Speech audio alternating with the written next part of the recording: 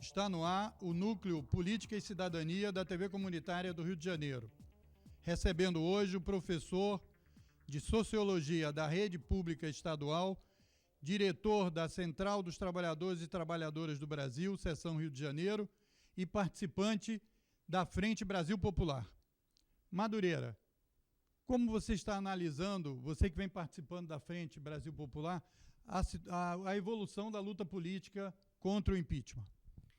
Moisés, primeiro, obrigado pela oportunidade, pelo convite de estar participando aqui desse bate-papo. Nós estamos aí já há algum tempo conversando e analisando a evolução do quadro. Existe uma série de fatores, mas de primeira hora, o que está posto é preciso interromper o movimento golpista, fazer com que a soberania popular seja de novo colocada no centro do debate, ou seja, derrubar o impeachment, Dilma voltar e ser convocado um plebiscito para que o povo decida se ela termina o mandato ou se antecipa as eleições no nosso país. Os últimos acontecimentos desse governo golpista, que se chama de interino, 3 ministros já caíram. Como vocês analisaram essa situação da relação desse governo golpista com a Lava Jato? Moisés, a gente tem que separar duas coisas, né? Primeiro, nós temos que separar o processo do impeachment do processo da Lava Jato. Por que eu digo isso? O combate à corrupção é uma necessidade no nosso país, mas o que nós temos que ter cuidado é apenas fazer com que a bandeira da luta contra a corrupção seja utilizada como ferramenta de luta política. É o que nós estamos vendo hoje no Brasil. Veja, quando a Dilma estava na presidência da República, qualquer palavrinha que ela dava, um monte de gente ia para a janela bater panela para protestar, para dizer que tinha que acabar a corrupção, PT fora. Agora que o governo interino assumiu, em menos de 30 dias de governo, 3 ministros foram afastados por causa de corrupção. E eu não escutei uma panelinha nesses 30 dias. O pessoal que participou nas ruas pedindo combate à corrupção, para tirar o PT porque era o maior exemplo de corrupção na história do Brasil, nesses últimos 30 dias, cadê as panelinhas? Onde estão as panelinhas na luta contra a corrupção? Então, eu acho que isso é uma questão que a gente precisa compreender para entender definitivamente que o tema combate à corrupção está sendo usado de forma de luta de poder e não efetivamente no combate à corrupção. Mas não é importante, digamos, a luta política e o golpe, ele teve um destaque principalmente na mídia, né? As televisões, as emissoras de rádio e tal, que tem um monopólio muito grande no país. Agora, assume um governo que eles estão apoiando e todas aquelas críticas que eles faziam na mídia sobre a corrupção do governo anterior, sobre os políticos que estavam envolvidos, e esses políticos que estão aí no poder atualmente, parece que boa parte estão envolvidos na Lava Jato. Veja bem, a última delação que foi anunciada na televisão, que foi a delação do Sérgio Machado, é uma demonstração de que a questão da corrupção hoje na República Brasileira é uma questão generalizada. Generalizada em que sentido? Não é de partido A ou partido B, mas é generalizada naquilo que todo mundo conhece como as contas públicas da República. É ali que se dá a corrupção. E veja, os grandes meios de comunicação, ou digamos assim, os grandes meios corporativos de comunicação, cumpriram um papel de desgastar a imagem da presidenta Dilma para aprovar o impeachment, usando a bandeira da corrupção. E agora, com o governo interino, com o governo golpista, eles se omitem de certa forma, porque eles não podem apenas desaparecer do noticiário, embora logo no início do governo golpista não se falava em Lava Jato, não se falava em políticos corruptos, deu um tempo. Ficou como se nada tivesse acontecendo no país. E depois de uma certa hora, eles viram que estava começando a ficar feio. Né? Os grandes meios de comunicação ficaram, desde da última eleição do presidente, martelando no combate à corrupção e, de repente, ficou um silêncio. Não se falava nada, não se dizia nada. Eles tiveram que retomar a agenda, mesmo porque novas delações foram feitas, novas revelações foram feitas, e a principal delas, Moisés, me parece, a articulação golpista foi denunciada. Afinal de contas, o Sérgio Machado deixou claro que Sarney, Jucá, Temer e Renan Calheiros literalmente articularam para tirar Dilma da presidência da República para tentar barrar a Lava Jato. Isso ficou muito claro nas delações, não é opinião. Está lá para quem quiser ver. Então, óbvio que eles também começaram a fazer um movimento de carga. Mas repare, até mesmo o caso do Eduardo Cunha, que antes era um caso, era batido, você vê que diminuiu a intensidade. Agora, na última semana, foi que aumentaram a carga em cima do caso do Eduardo Cunha e teve esse desfecho. A comissão de ética da Câmara aprovou o relatório pedindo a cassação do mandato e o Eduardo Cunha está ameaçando de forma velada, anunciou aí que vai fazer uma coletiva com a imprensa, vai juntar todos os seus aliados e vai fazer um pronunciamento à nação. Valei-me Deus, o que virá aí, né? Madureira, o que me parece grave nesse aspecto aí da delação do Sérgio Machado é que desde o início desse governo golpista se denunciou pela mídia e os diversos segmentos que fazem a luta política pela internet de que vários ministros que foram nomeados estavam citados em delações da Lava Jato. E o governo considerou que não, que eles mereceriam permanecer e tal, etc. Agora, na delação do Sérgio Machado, o Henrique Alves puxou o time. Foi pedido para ele se retirar. O que deu, de certa forma, do ponto de vista desse governo golpista, uma credibilidade ao que o Sérgio Machado disse. Porque antes já tinham sido citados e permaneceu no governo. Agora, citado, sai do governo. Então, eles estão dando credibilidade, reconhecendo o que falou o Sérgio Machado como verdade.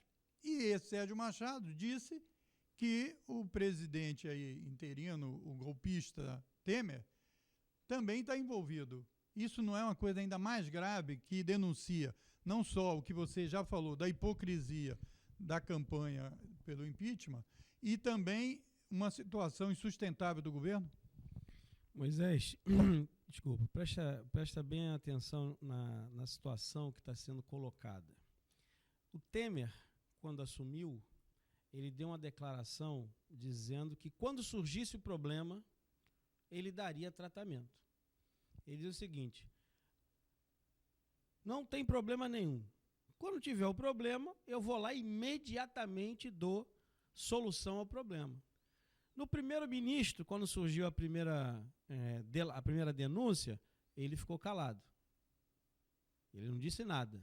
Manteve o ministro, que foi o Jucá.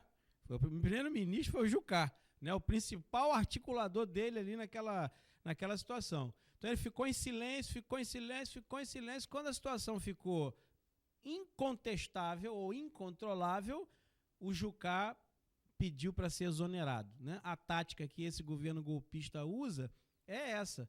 O denunciado pede para ser exonerado. Todos eles fizeram. O Jucá, o Henrique e o outro também fizeram o mesmo movimento. Pediram para ser exonerados.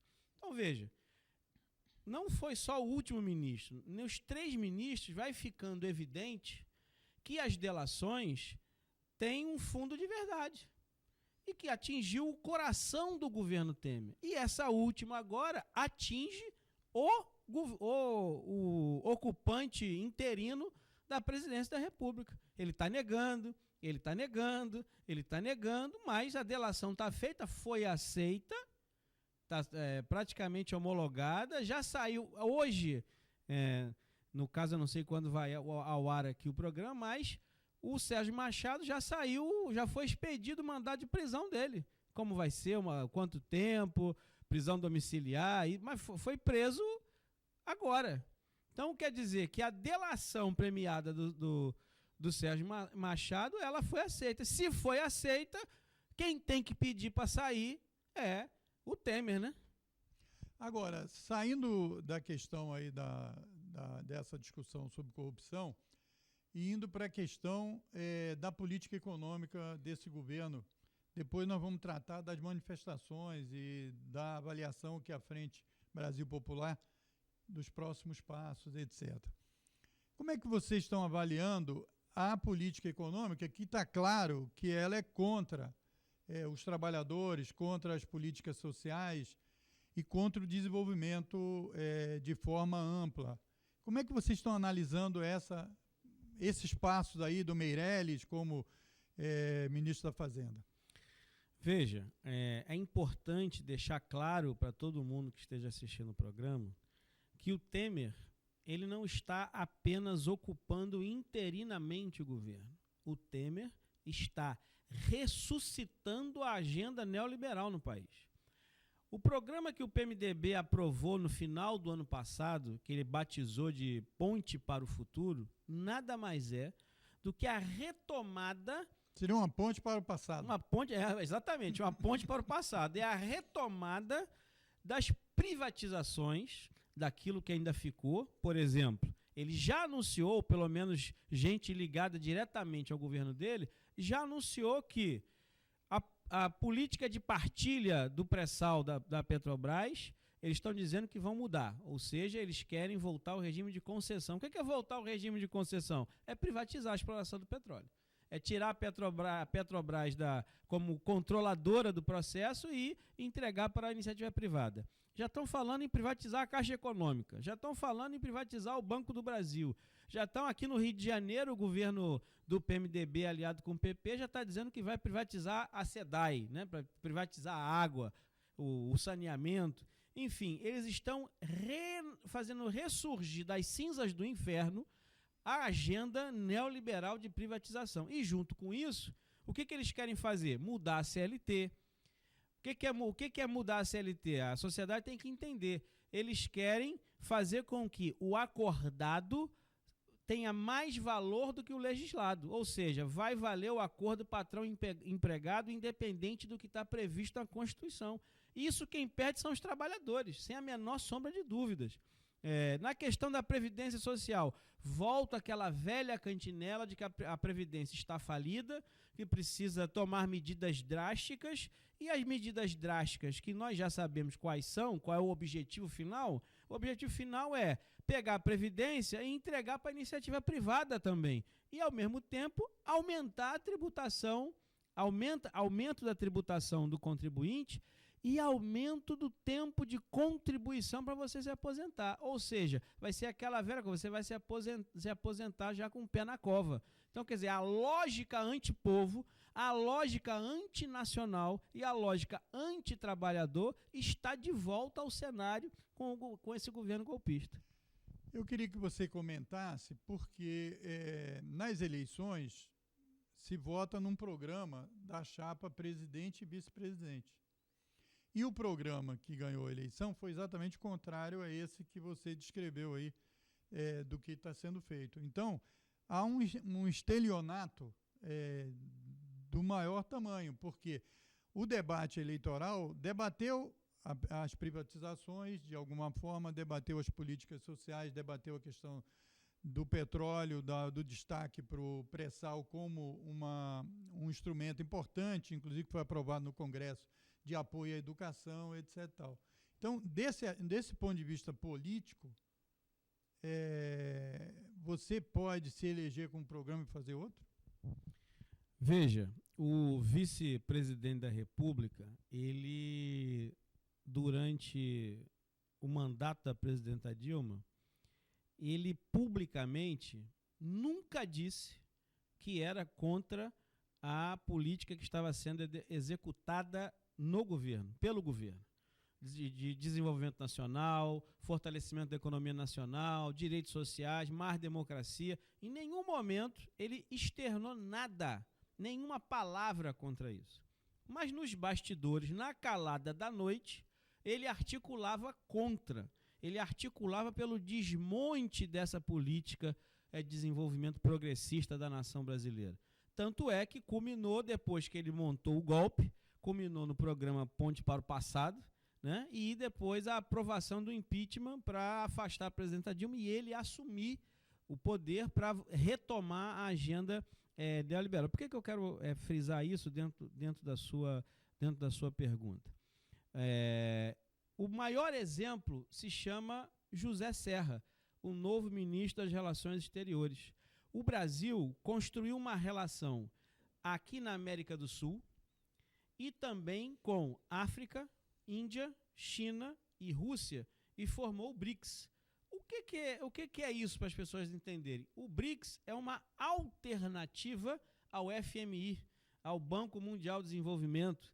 É uma alternativa aos países que não querem ficar submetidos ao interesse dos grandes países desenvolvidos e querem ter um desenvolvimento autônomo, independente. Fez-se essa articulação. O José Serra, ao assumir o Ministério das Relações Exteriores, a primeira coisa que ele disse é o seguinte: nós vamos restabelecer a nossa política externa, tendo como prioridade a nossa relação com os países mais desenvolvidos. O que significa isso na prática? Voltar o Brasil a ser submisso aos interesses da Europa e dos Estados Unidos. Além, não satisfeito com isso, o que ele fez? Ele disparou para dentro da América do Sul contra aquela construção de unidade do Mercosul, da América Latina, uma cooperação pelo desenvolvimento dos países, e dizendo o seguinte: nós queremos privilegiar a nossa relação com o novo presidente da Argentina. Quem é o novo presidente da Argentina, senão o fantoche dos Estados Unidos, que está lá retomando também a agenda neoliberal. Então, veja, a essência desse governo desse governo interino golpista, vai contra tudo aquilo que foi defendido à sociedade brasileira nas eleições, não só nas eleições, mas nos últimos 15 anos no nosso país. Na verdade, o movimento golpista quis interromper o ciclo de desenvolvimento progressista nacional no Brasil e que tem repercussões internacionais. Então, esse movimento golpista, ele não está agindo, digamos assim, sozinho na América do Sul. Tem parceiros.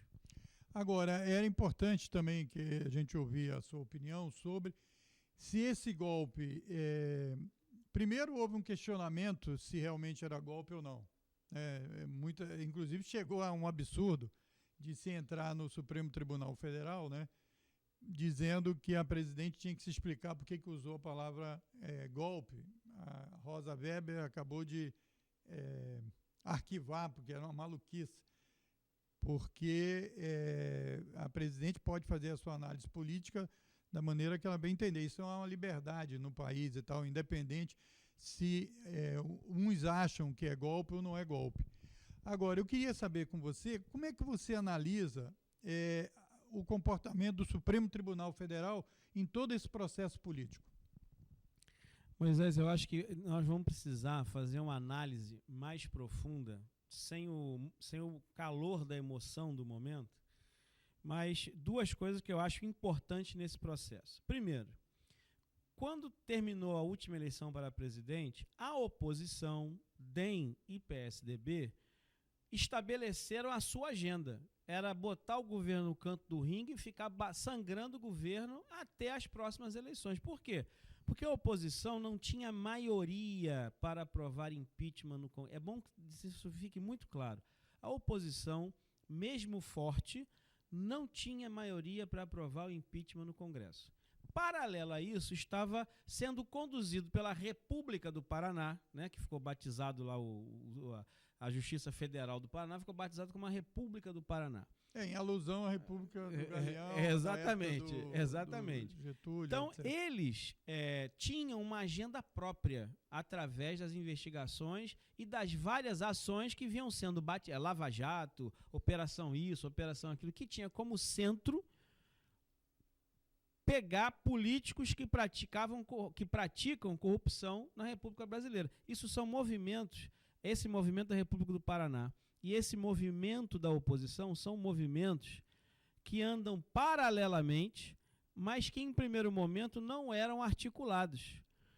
Eu vou citar aqui para vocês uma experiência. Eu dou aula no Colégio Estadual Infante Dom Henrique, em Copacabana, e ano passado, e no primeiro semestre do ano passado, eu não me lembro agora com exatidão se foi no primeiro semestre do ano passado ou se foi no final do segundo semestre do ano retrasado.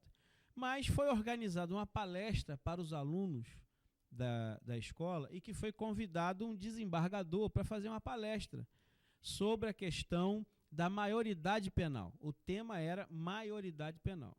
Foi bem, então encheu o auditório, professores foram, chegou lá um desembargador, que eu não me lembro o nome agora, para não... depois eu procuro saber para dar informação. Ele falou de tudo, menos sobre maioridade penal. Uma coisa me chamou a atenção naquela palestra, porque o discurso dele foi o seguinte, em essência: está na mão do judiciário deste país a virada histórica do Brasil. Eu, no momento, eu não entendi. Eu falei assim, mas por que ele está dizendo isso? Com a evolução dos fatos, com as denúncias que apareceram, com toda a movimentação que foi feita, eu entendi o que ele disse, que esse desembargador disse lá atrás. Por que eu estou falando isso? Moisés, pelo menos para mim está muito claro que existiu uma articulação no judiciário que não passava pela política, passava exclusivamente pelo judiciário, em primeiro momento, para fazer esse movimento de combate à corrupção, de prender, condução coercitiva, delação premiada. Era um movimento articulado dentro do judiciário. Tinha aliados? Tinha, que em primeiro momento não era a oposição e não era o Congresso Nacional. Eram outros interesses que se articulavam nesta questão. Então, se a gente não entender isso, vai ficar difícil de entender o papel do STF nessa situação. Porque, veja, o STF, quando era alguma coisa relacionada ao Partido dos Trabalhadores, o STF ia lá e imediatamente dava uma resposta. Quando era relacionado a outros partidos, o STF puxava o freio de mão. Exemplo maior, Aécio Neves, PSDB. Aécio Neves é o político citado da primeira denúncia à última denúncia. Em todas as delações premiadas aparece a figura de Aécio Neves. O que faz o STF com essa informação? Rigorosamente nada. E para dizer que não fez nada, Moisés, a única medida que tomou o STF foi Gilmar Mendes arquivar tudo contra Aécio Neves. Não existe nada, isso aqui não vale nada. Mandou arquivar e engavetou. Foi a única medida do STF. Então, veja, o STF está agindo com parcialidade. Então, eu tenho muito medo do que vai acontecer daqui para frente com relação ao STF. Eu não sei, você não nos deu dica de da onde veio essa conspiração aí, que ficou explícita aí nessa palestra que você está analisando, mas alguma dica foi dada aí, em algumas delações, que alguém disse, não, lá no Supremo não, porque ninguém gosta da presidenta, etc. Tal.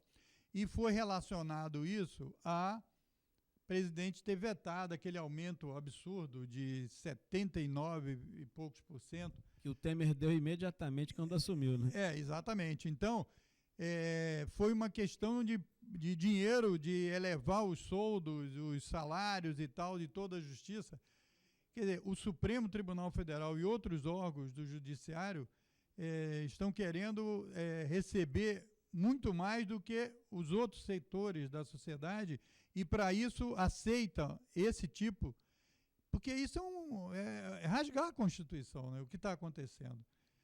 Porque o impeachment é uma atitude política, mas é uma atitude jurídica. Tem que haver um crime de responsabilidade, que isso não está claro que não houve o crime de responsabilidade.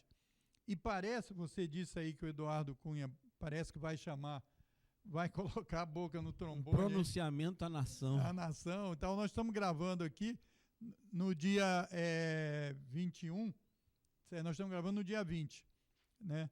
E dia 21 ele tem um pronunciamento. Pode ser que quando a gente passar o nosso programa aqui, ele já tenha feito a denúncia, etc. Tal. Agora, me parece uma fragilidade, né, das instituições diante de garantir, porque se disse no Brasil que por muito tempo a gente viveu fora da democracia, né? E que a democracia é um período mais curto da nossa história. E parece que essas instituições não estão realmente querendo garantir exatamente isso. Então, eu quero deixar uma pergunta aqui no ar, que nós vamos chamar um intervalo, de como você percebe, a partir desses movimentos que ocorreram recentemente, posições de senadores que já começam a demonstrar interesse em mudar o seu voto e que a gente sabe que ainda não está garantido, assim, liminarmente, que vai ter a aprovação do impeachment. Então, como é que você vê essa repercussão dos movimentos que vocês fizeram pela Frente Brasil Popular e os movimentos que a sociedade fez, e nunca houve tanto movimento? Eu queria que você até falasse um pouco isso, porque na internet a gente vê movimentos acontecendo em todo lugar. Como é que isso repercute nesses senadores que vão tomar a decisão? Nós vamos para um pequeno intervalo e voltamos com as respostas do professor José Carlos Madureira.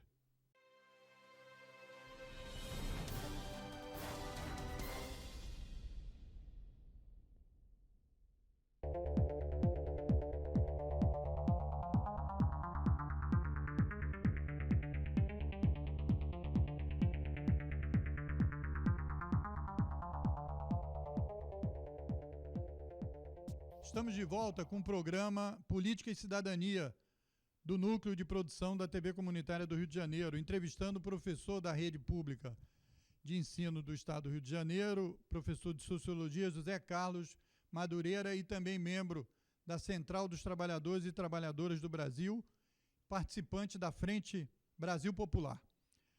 Eu deixei uma pergunta aqui para você, vou relembrar aqui ao nosso público. Como você vê a repercussão dos movimentos que a Frente Brasil Popular e diversos segmentos contra o impeachment, como você avalia essa repercussão dentro do Congresso Nacional, em particular nos senadores? Moisés, é engraçado, você comentou rapidamente que, embora não esteja explícito todo o campo conspirativo no país, mas eu vou ousar aqui fazer uma colocação. Primeiro que na política não existe coincidência.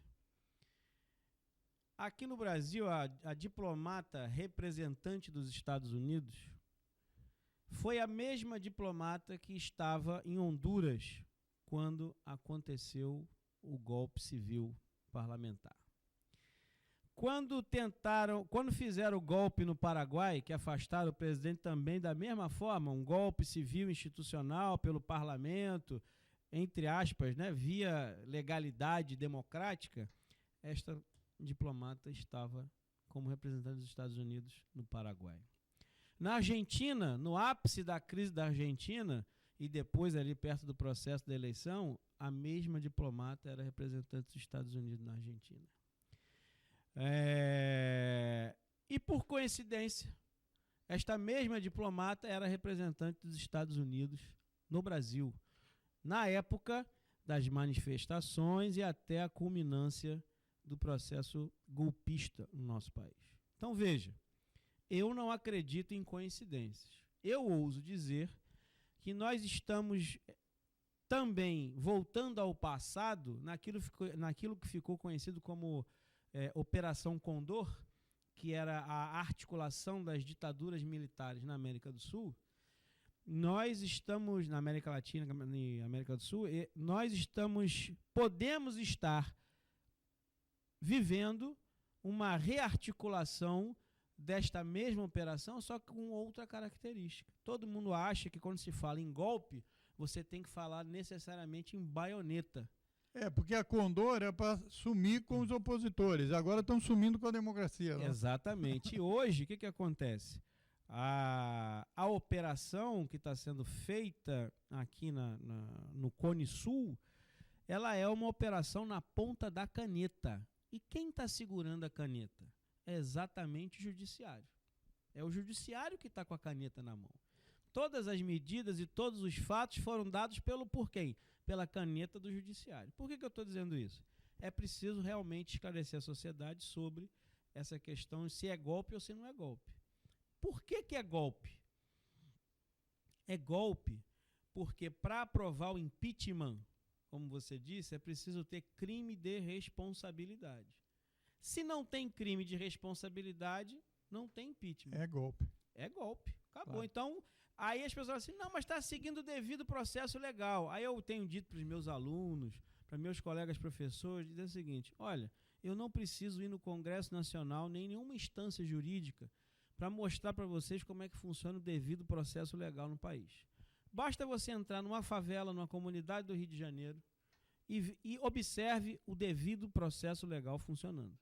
Quantos jovens são assassinados nas favelas no devido processo legal?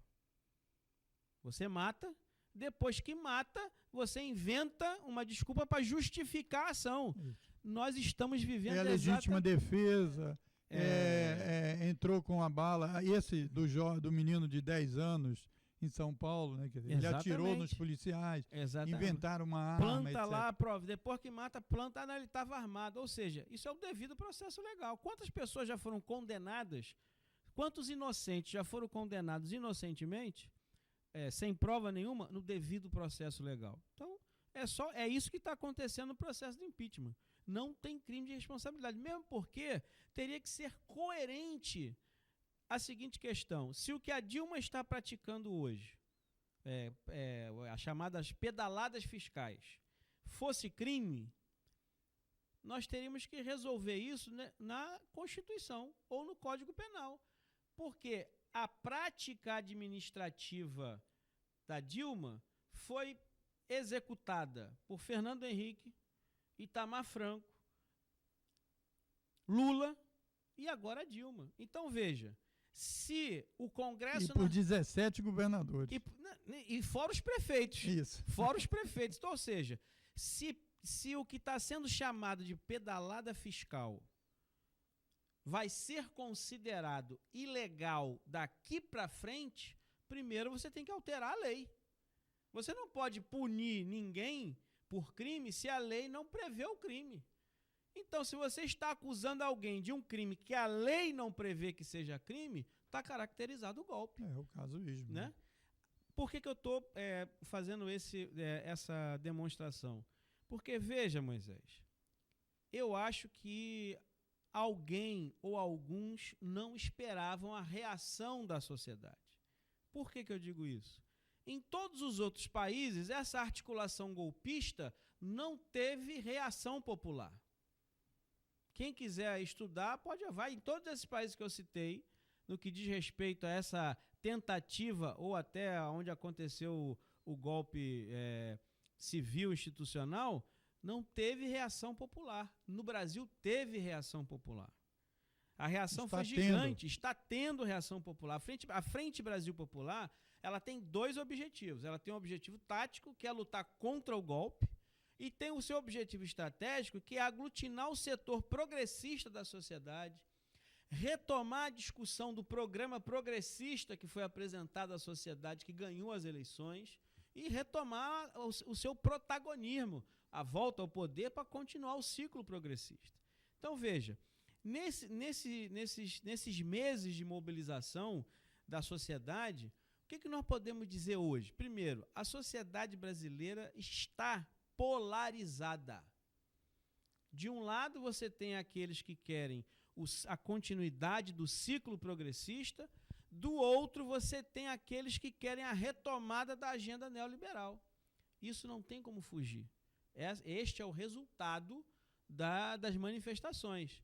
Veja, tanto é esse o resultado que os grandes meios de comunicação estão pelo menos 2 semanas, todos os telejornais, de uma forma implícita, indireta, estão dizendo que vamos retomar a paz na sociedade, vamos retomar a pacificação, a harmonia do povo brasileiro, vamos acabar com a divisão. Ou seja, até os meios de comunicação entenderam que isso aconteceu. E alguns partidos, no seu horário eleitoral gratuito, foram para a televisão dizer isso. Acabou a briga, estamos em paz, querendo passar um clima de normalidade, tranquilidade, que a legalidade está gerando. Lê do engano, porque ainda vem a votação do impeachment, a votação final do impeachment, tem mais mobilização nacional sendo organizada de resistência, de denúncia do golpe.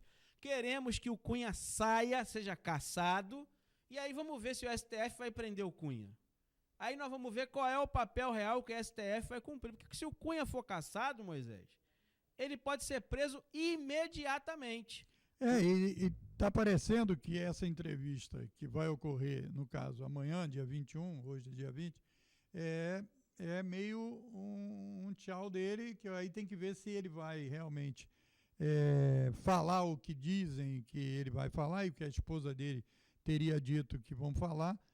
E agora eu queria retomar aí, falando também de que não há crime de responsabilidade, de entender, porque muita gente fica achando o seguinte: o parlamento, o processo está sendo conduzido pelo Lewandowski, que está comandando aí no Senado e tal. Então, já foi feito vários recursos ao Supremo Tribunal Federal, STF e tal, tudo está caminhando. Então, quer dizer, como é que você pode falar em golpe, etc.? Eu acho que é importante, além do aspecto que você levantou, perceber o seguinte: o parlamento poderia tirar um presidente? Não. Se nós vivêssemos no parlamentarismo, ele não tiraria o presidente, ele tiraria o primeiro-ministro. Aí tudo bem, como acontece na Itália, na Europa, na maior parte dos países da Europa, que há um voto de desconfiança, cai todo o governo e tal, os ministros. E não é o caso. Então não pode derrubar o presidente só porque você está contra ele. Ou porque as pesquisas do Ibope ou qualquer pesquisa. Então é importante também esclarecer isso. Apontam a rejeição do governo, porque aquela coisa toda. Não é pesquisa, porque a eleição é uma coisa, pesquisa é outra. Os governos têm uma oscilação, certo? Até porque, no caso do Brasil, eu acho que fora do processo eleitoral, a mídia influencia muito essa rejeição ou não, né? Exatamente. Você vê, começa a campanha eleitoral, você já tem uns candidatos que já estão lá em cima, porque são os caras mais conhecidos. Não, e depois termina a eleição lá embaixo, né? Ainda tem isso. É o primeiro da pesquisa. Quando termina a não, eleição, teve lá... no caso da Dilma. Antes da eleição da Dilma, ela estava com uma aprovação baixa. Começou o processo eleitoral, o programa eleitoral cresceu. Por quê? Porque não ficou só um lado falando. Então, essa questão de que nós não vivemos o parlamentarismo. 88, a Constituição de 88 definiu o presidencialismo. Então precisa de ter crime de responsabilidade. Porque não adianta só porque os parlamentares... Tudo bem, você está com um fraco desempenho no parlamento, os parlamentares não querem você. Tá bom, é um problema que o governo tem que resolver de como é que aprova suas medidas. Agora, isso não... A Constituição não legitima uma tirada da presidente nesse sentido, não é isso? Exatamente. Nessa lógica, Moisés, o que acontece? Fica, mais uma vez, explícito e demonstrado que o objetivo da votação do impeachment era afastar a qualquer preço e a qualquer custo a presidenta Dilma da cadeira que ela estava ocupando. O golpe fica caracterizado, mais uma vez, e de forma até vergonhosa, Moisés, na sessão que aprovou o impeachment na Câmara. Como pode as pessoas, os deputados, ir para uma sessão que não foi discutido se tinha crime ou não? Não estou dizendo, porque o mérito quem vai discutir agora é o Senado com a presidência do STF. Mas se a Câmara de Deputados ia aceitar um processo que afirma que existem indícios de crime de responsabilidade, minimamente essa Câmara tinha que estar discutindo naquele momento, apresentando, tem isso. Não, o que a gente viu foi um festival de agradecimento a Deus, à família, ao primo, ao cachorro, ao papagaio, assim, uma verdadeira vergonha. E muitos daqueles que pegaram o microfone para dizer que estava votando pelo Brasil, pela família, pelo pai, o pai no dia seguinte foi preso pela Polícia Federal. Ou o marido, né? Ou Prefeito. o marido foi preso pela polícia. Ou seja, uma vergonha. Então, veja, é importante reafirmar essa questão. Impeachment, veja, eu não sou liberal do ponto de vista de conceito teórico ou princípio filosófico, mas mesmo a teoria liberal, quando foi construída, independente se de parlamentarismo ou presidencialismo, a teoria liberal prevê, no seu exercício de debate, de elaboração, a teoria liberal prevê que a soberania popular, quem concede a soberania popular, em algum momento pode querer tê-la de volta. Né? Ó, isso está previsto na teoria liberal. Então, por que eu digo isso? A Constituição brasileira é uma Constituição liberal. Né?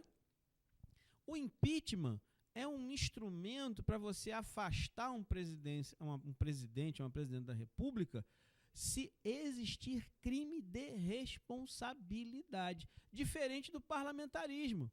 No parlamentarismo, você não precisa ter crime de responsabilidade, basta ter uma crise política.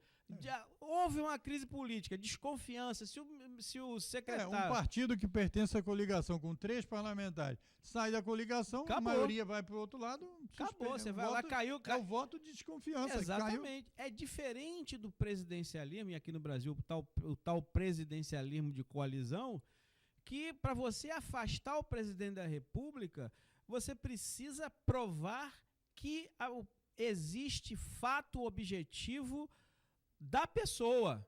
Não é opinião, eu acho, eu penso, eu acredito que, eu gosto, eu não gosto. Não, tem que ter lá um ato administrativo assinado pela presidente ou o presidente da República que caracterize o crime de responsabilidade. Isso não existe. Foi o que eu te falei há pouco tempo. Os atos que a Dilma está sendo acusada como atos criminosos não são criminosos, porque é uma prática comum nas prefeituras, nos governos do Estado e em todos os presidentes da República. E o vice fez, eu acho que, inclusive... E o vice assinou 6. Exatamente. Né? Então, esse casuísmo, que é o golpe, né? Porque é o seguinte, os mesmos atos que ele... O presidente interino, o golpista, também assinou. Certo? Agora, eu queria destacar um outro aspecto aí da sua fala anterior, que é a politização do Supremo Tribunal Federal e da Justiça como envolvida realmente nesse movimento aí golpista. Porque é o seguinte, se ela está levando em conta apenas os aspectos técnicos das investigações do Ministério Público da Polícia Federal, quase tudo que foi pedido pelo Janot, o Supremo fez. Só teve uma que ele não fez. Quando o Janot pediu para prender Sarney... Isso, é isso que eu quero dizer. Primeiro para suspender o Cunha, em dezembro, o Teori Zavascki falou que não tinha tempo hábil de analisar. Certo? E esperou passar o impeachment, exatamente. Foi lá e mandou. O segundo é isso. O Janot pediu a prisão do Renan, do Jucá, do Sarney e de um outro. E do Cunha. E do Cunha, não, do Cunha. E parece que o do Barbalho, do Jader Barbalho, etc. E o Teori, há poucos dias atrás, negou isso. Detalhe, o do Cunha ele não se manifestou ainda. Ele se manifestou do Sarney, parece que vai do ser Jucá, discutido, acho que... O do Cunha ele está aguardando. Parece que amanhã ou quarta-feira vai ter um julgamento aí, mais um processo do Cunha. Ele vai esperar o pronunciamento da nação. Pode ser. Agora, eu queria, já que a gente vai caminhando aí para o final da nossa entrevista, que a gente falasse como é que você avalia o trabalho da Frente Brasil Popular?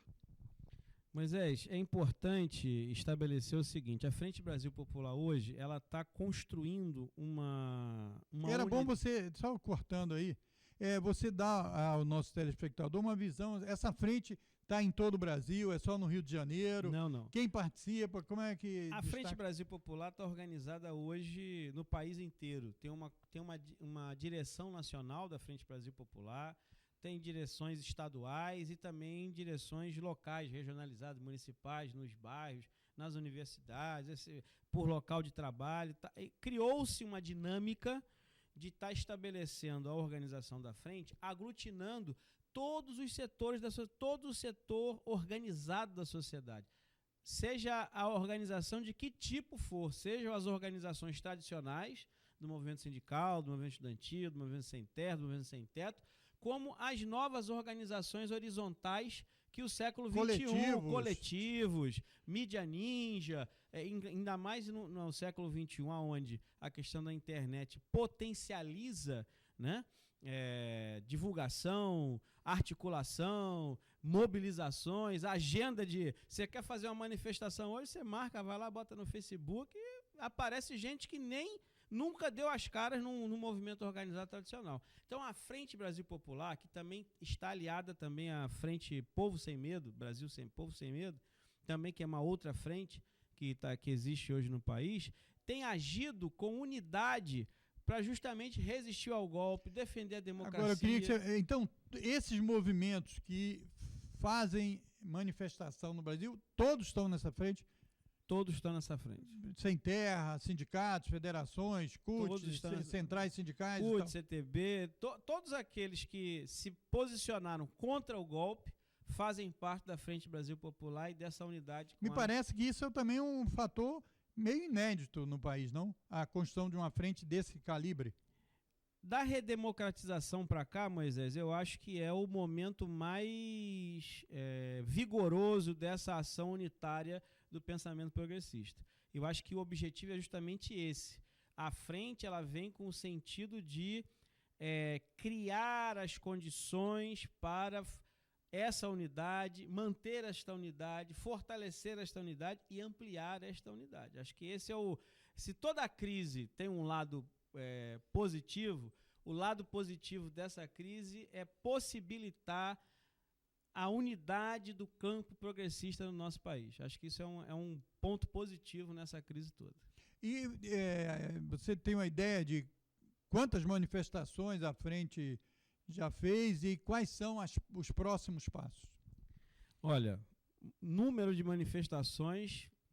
Já perdemos as contas. Mas toda semana tem manifestação. Então, já perdemos as contas, porque às vezes a gente é avisado, ó, tem manifestação em tal lugar. Aí a gente vai lá. Então, você pode botar aí para centenas e centenas de manifestações. Semanalmente, vou te dar um chute aqui. Vamos dizer que pelo menos por semana tem 10 atividades, 10 manifestações que acontecem, vamos botar entre aspas, espontaneamente, mas que estão acontecendo. A outra coisa que eu acho que é importante a gente frisar, que para a Frente Brasil Popular nós vamos organizar, ela está convocando agora uma conferência nacional. Vai acontecer um encontro nacional de todas essas organizações para discutir um programa para a Frente Brasil Popular, os rumos da Frente Brasil Popular, e a ideia é que a gente faça uma conferência estadual em julho.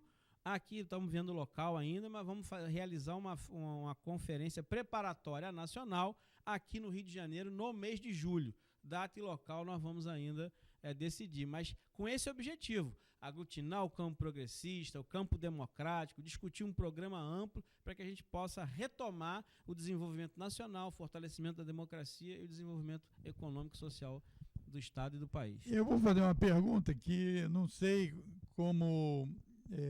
se vocês chegaram a analisar isso, porque ao mesmo tempo que esse movimento é um movimento de unidade, de ampliação, de encontrar aquele programa que unifica a todos, vocês estão de cara aí com uma eleição.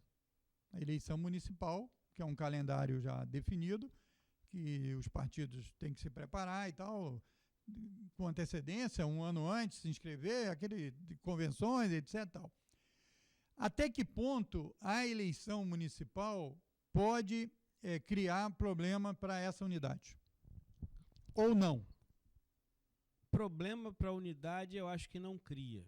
Eu acho que o mais importante dessas eleições municipais é que serão as primeiras eleições municipais, serão as primeiras eleições depois do golpe. Então, eu acho que a eleição de 2016 ela vai ter um corte muito claro, por mais que as pessoas tentem negar, mas vai ter um corte muito claro de um debate nacional. Quem foi a favor do golpe, quem não foi a favor do golpe. Então, acho que isso é um primeiro elemento da eleição de 2016. O segundo elemento da eleição de 2016, do ponto de vista do pensamento progressista, veja, até o dia de hoje, nós estamos aqui conversando, até o dia de hoje já existiram conversas entre os candidatos aqui no município do Rio de Janeiro, entre os candidatos da esquerda para tentar uma unidade. Até o momento, a conversa possível é que aquele que chegar no segundo turno terá unidade em torno dessa candidatura. Terá o apoio do outro ou dos outros. Aí as pessoas estão dizendo, a esquerda está dividida, eu vou dizer para você, Moisés, eu acho que as pessoas estão querendo valorizar uma coisa que não é bem verdade. Porque se a gente olhar para o outro lado está muito mais dividido e muito mais fragmentado do que o campo progressista. No campo progressista, só tem 3 candidaturas. Do lado de lá tem 9 candidaturas. 9 candidaturas. Você tem Índio da Costa, você tem o Osório pelo PSDB, você tem o filho do Bolsonaro, você tem o Pedro Paulo, que dizem que ainda é candidato, não sei se essa candidatura se mantém até o final, você tem Romário, você tem quem é o outro candidato? Um partido novo aí que vai lançar uma mulher candidata a presidente, que eu não lembro agora o nome. Então você tem aí pelo menos, assim que eu estou conseguindo me lembrar, que 7 candidaturas do lado de lá. Tem o Crivella também, que é candidato a prefeito. Então o lado de lá está muito mais fragmentado do que o lado de cá. Além do que, eleições ele tem regrinhas que valem para todos. Como, por exemplo, tempo de televisão é uma regra básica da eleição. É o que você falou. Na eleição da Dilma, ela estava mal.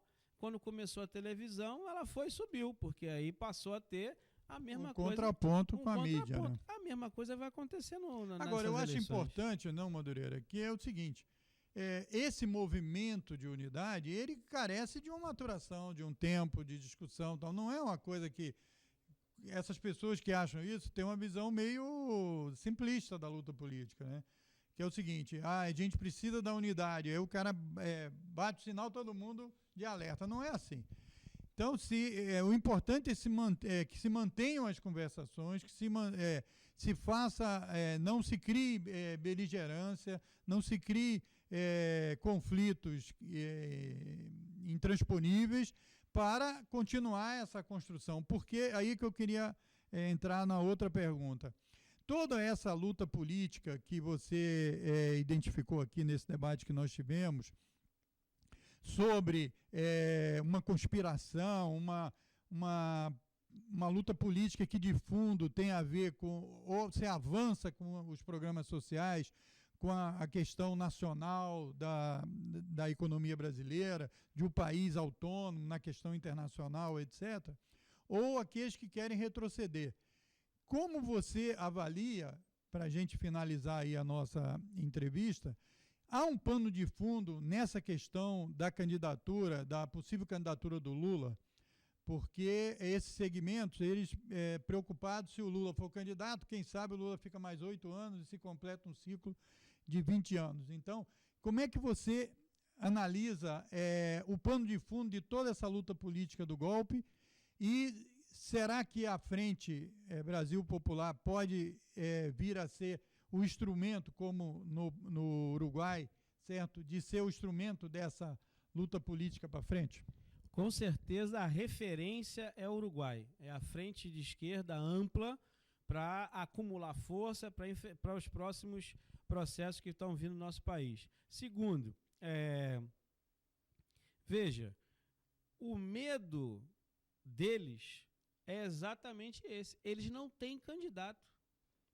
Se tiver eleição agora, vamos ver, tem plebiscito e aprova eleições só para presidente, que é possível ter eleições, antecipar a eleição para presidente. Quem é o candidato deles? Eles não têm nome.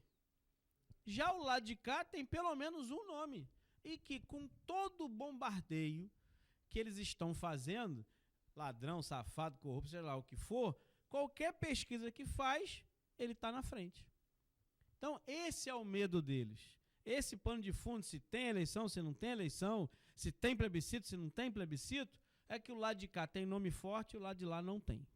Para encerrar o programa do Núcleo Política e Cidadania, eu queria dizer que tem alguns assuntos que nós trataremos nos próximos programas, e um deles, queríamos deixar aqui o nosso protesto contra boatos que nós estamos ouvindo de que o presidente golpista e o Temer vai encaminhar para o Congresso Nacional uma proposta de fechamento da TV Brasil.